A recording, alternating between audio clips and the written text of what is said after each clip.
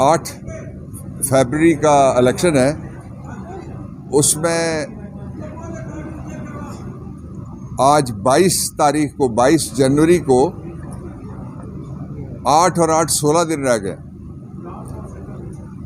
ये जो 16 दिन है, इनमें से 2 दिन आप और निकाल दें, इसलिए कि इलेक्शन से 48 आवर्स पहले इलेक्शन मुहिम ख़त्म हो जाएगी, तो पीछे रह गए 14 दिन।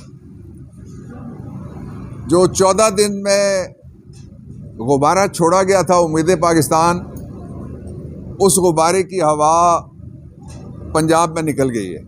अब किसी वक्त भी आपको पता चलेगा एक और जहाज़ आ गया है वापसी वाला, और उसका सबब ये है कि पंजाब के 41 ज़िले हैं, 29 ज़िले हैं मेट्रोपॉलिटन एरिया छोड़ के कराची का, जो सिंध के अंदर है। 34 ज़िले हैं KPK के, और 36 ज़िले हैं दूर दराज के एरियाज़ हैं बलूचिस्तान के। इन सब में नवाज शरीफ जो दिन रह गए हैं, ना जलसा कर सकता है, ना शहबाज शरीफ जा सकता है, ना नून लीग ने 51 सीटों पे नून लीग ने अपने उम्मीदवार ही खड़े नहीं किए। इसलिए जो उम्मीद पाकिस्तान का गुब्बारा भरा गया था इस्लामाबाद एयरपोर्ट में, सारी सरकारी हवा से, वो हवा उसकी खारिज हो चुकी है। इसका एक पहलू इलेक्शन का, इसका दूसरा पहलू ये है कि ये दुनिया का वाहिद इलेक्शन है जिसके अंदर गिरफ्तारी हो रही है, जिसके अंदर पर्चा हो रहा है, जिसके अंदर छापा हो रहा है, लेकिन इसके अंदर ना रैली हो रही है, ना जुलूस हो रहा है और ना जलसा हो रहा है। तीसरी बात, जो PDM की जो पार्टीज़ हैं, वो पार्टीज़ A और B टीम बन के एक ऑपोजिशन है, एक गवर्नमेंट बन के खेल रही है। अवाम को बेवकूफ़ नहीं बनाया जा सकता। इसलिए इमरान खान जो कैदी नंबर 804 है, उसने इन सारे 4 BCओं की जो 420 थे, 400 BCA, इनकी हवा निकाल दी है। जितनी मर्जी धांधली की तैयारी की गई थी, उसके नतीजे में आज पाकिस्तान तहरीक इंसाफ सबसे बड़ी पार्टी है जिसने सारे सूबों और मरकज़ में सबसे ज़्यादा उम्मीदवार खड़े किए हैं। जो ये समझते थे कि बल्ला छीनने के बाद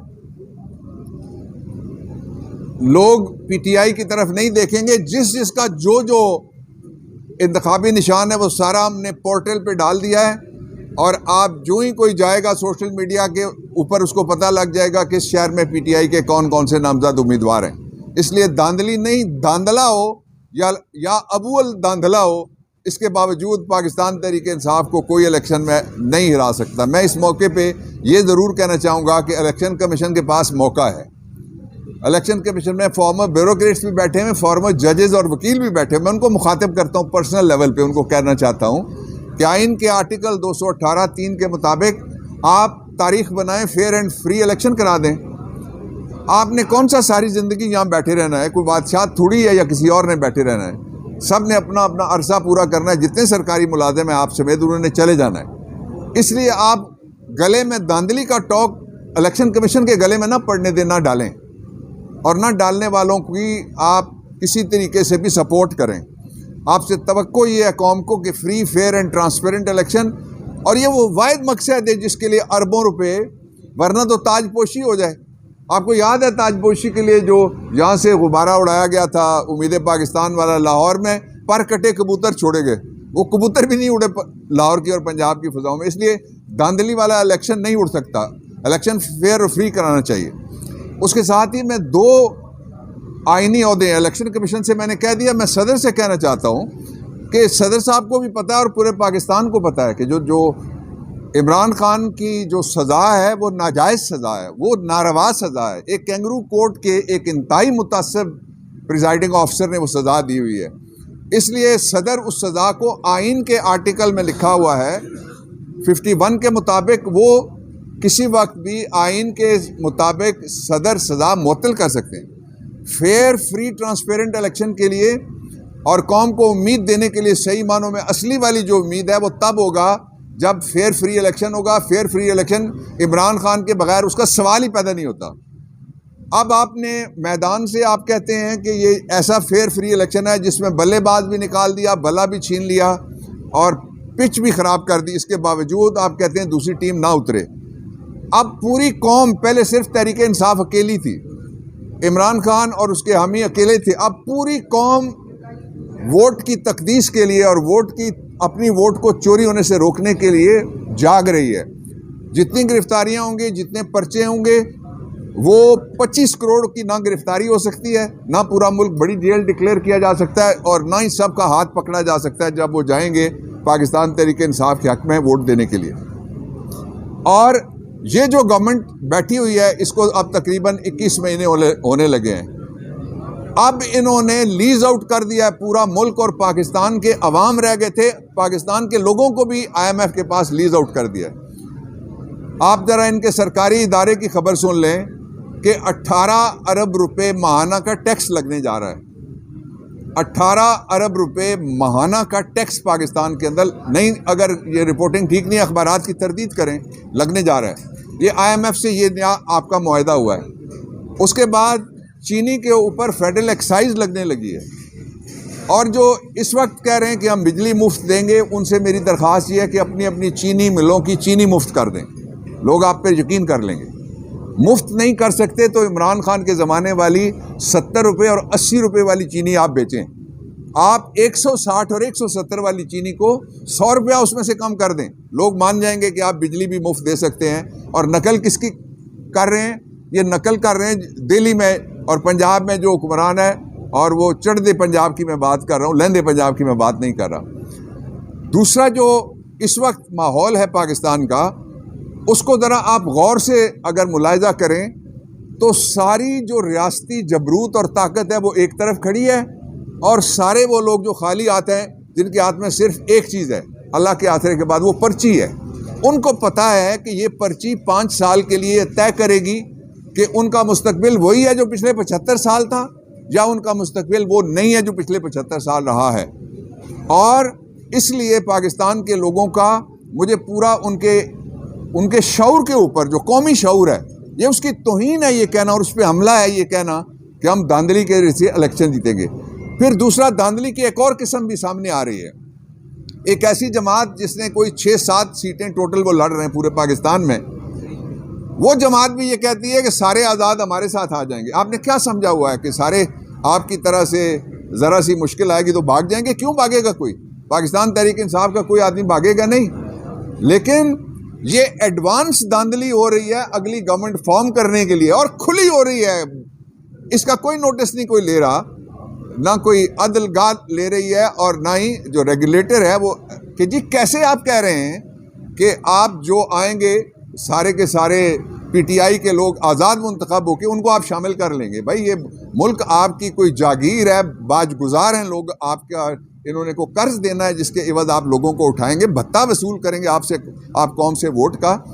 इसलिए इन हालात में ये जो हालात बने हुए हैं, कोई दूसरी पार्टी इस काबिल नहीं है जो चारों सूबों में मौजूद हो, और कोई दूसरी पार्टी ऐसी मौजूद नहीं है जो इमरान खान का और इमरान खान के उम्मीदवारों का मुकाबला कर सके। मैं 2 बातें और सामने रखना चाहता हूँ आपके। पहली बात उनमें से ये है कि ये इलेक्शन हो रहा है पाकिस्तान को मुस्तहकम करने के लिए, पाकिस्तान को मुआशी तौर पे अपने पाँव में दोबारा खड़ा करने के लिए। पाकिस्तान खड़ा होने का सफ़र वहीं से शुरू करेगा जो आज से पिछले साल में जब आप जाएंगे जहाँ पे इमरान खान ने छोड़ा था। तब महंगाई ऐसी नहीं थी, तब बिजली की कीमतें ये नहीं थी, तब गैस की कीमतें ये नहीं थी, तब मुल्क की मैशत पे बेयकीनी ये नहीं थी, तब प्रोडक्शन का जो आज हाल हुआ है, जो हाउसिंग इंडस्ट्री का जो हाल हुआ है, जो मज़दूर का हाल हुआ है, जो मिलों का हाल हुआ है, वो सारा आपके सामने है। और अगर आपने फसाद निकालना है तो आप फसाद फैलाएं। पहले फसाद फैलाने का आसान तरीका ये है कि लोगों के हाथ से वोट्स की पर्ची छीन के आरोज फैसले जारी कर दें, फलाना जीत गया है, और वोट डालने वालों की बजाय वोट गिनती करने वालों को कहा जाए कि तुमने इलेक्शन का रिजल्ट देना है। इससे इस्तेकाम नहीं आएगा। मैं ये खुल के ये बात कहना चाहता हूँ कि इस्तेकाम लाने के लिए ज़रूरी है कि जो निज़ाम आए उसके पीछे अवाम आए, उसके पीछे आम आदमी की राय आए। और दूसरा, जो मैं कहना चाहता था ज़रूरी बात वो ये है कि जो नेगोशिएशंस भी किए जा रहे हैं IMF समेत किसी भी इदारे के साथ, ये जो नाजायज़ तौर पे काबिज़ हुकूमतें, इनकी किसी भी फैसले की क्या वैल्यू कोई दुनिया में समझेगा। इसलिए वो अपनी शराइत मनवाएंगे और पाकिस्तान जिस किस्म के गंभीर मसाइल में फंसा हुआ है उसमें से निकलने का वाहिद रास्ता ये है कि लोग अपने फैसले के साथ इलेक्शन से बाहर निकलें, और इलेक्शन से बाहर जिनको मुंतखब करें वो किसी का और का फैसला नहीं होना चाहिए, वो सिर्फ वोटर का फैसला होना चाहिए।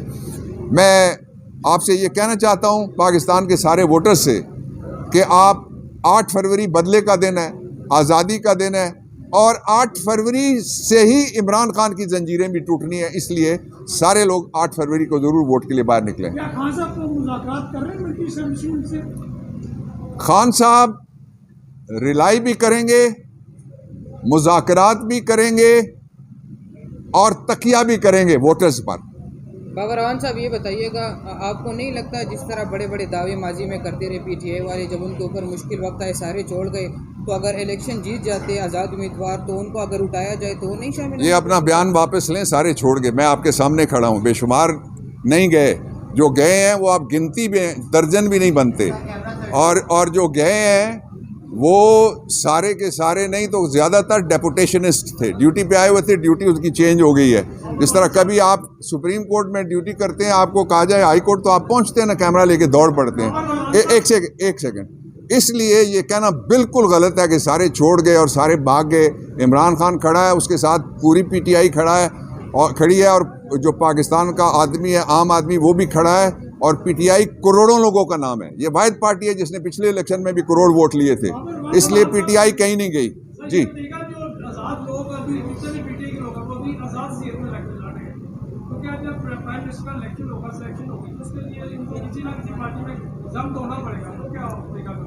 उसके लिए आपने अच्छा सवाल किया, ये समझने वाली बात है।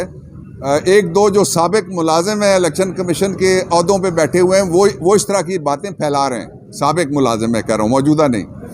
मैं उसका आपके सवाल के जवाब में वो जवाब अर्ज कर देता हूँ। आईनी पोजीशन ये है कि पाकिस्तान तहरीक इंसाफ आज तक रजिस्टर्ड पार्टी है इलेक्शन कमीशन के पास। आईनी पोजीशन ये है कि इमरान खान आज तक वोटर है रजिस्टर्ड इलेक्शन कमीशन के पास। आईनी पोजीशन ये है कि जब इलेक्शन होता है तो 3 दिन के अंदर जो पार्टी है वो आज़ाद उम्मीदवार वो ज्वाइन करता है। और आईनी पोजीशन ये है कि पाकिस्तान तहरीक इंसाफ के सारे जो उम्मीदवार हैं वो हमने डिक्लेयर किए हैं, वो सबके सामने हैं। उनको हमने टिकट्स जारी किए हैं, वो सबके सामने है। फिर बल्ला हमसे छीना गया, ये सबके सामने है। फिर उस बल्ले के मुतबादिल उनको जो निशानात दिए गए वो सबके सामने है। इसलिए वो पाकिस्तान तहरीक इंसाफ के ही उम्मीदवार होंगे। एक बात।